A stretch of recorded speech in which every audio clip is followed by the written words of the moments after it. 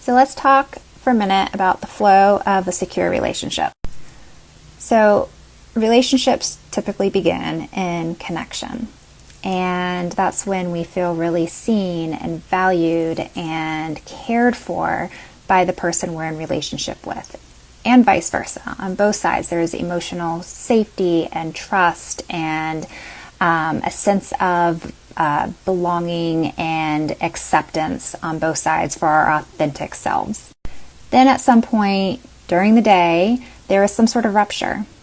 Now, ruptures aren't just big, massive, things that happen. They are also lots of little tiny things that happen throughout the day, each day. It could be, your kid had asked for the blue plate and you were on your phone, not really fully present, and just heard them ask for a plate and give them the red plate, right? That's a rupture because there wasn't that connection and that presence and that attunement in that moment. It could be, something else where your significant other has had a long day and they kind of snap at you when they get home or when you guys are reunited again. And so often the rupture is on one side, the person's actions and behaviors, and then the rupture is also on the receiving side's interpretation of what that means to them. With children, a lack of connection and attunement and overall acceptance from their parent activates a real big sense of not feeling safe in their system.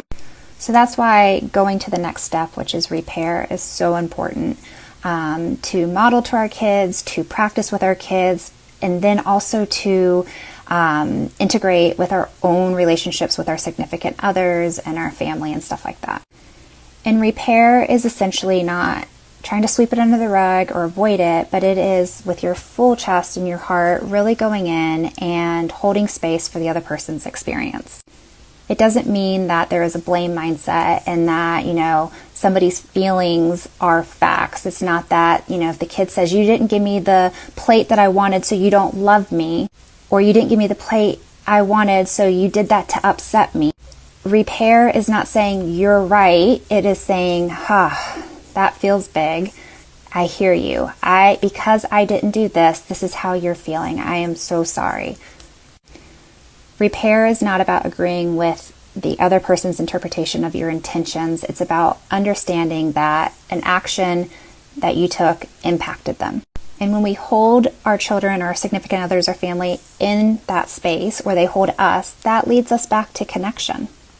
And that's the cycle: connection, rupture, repair.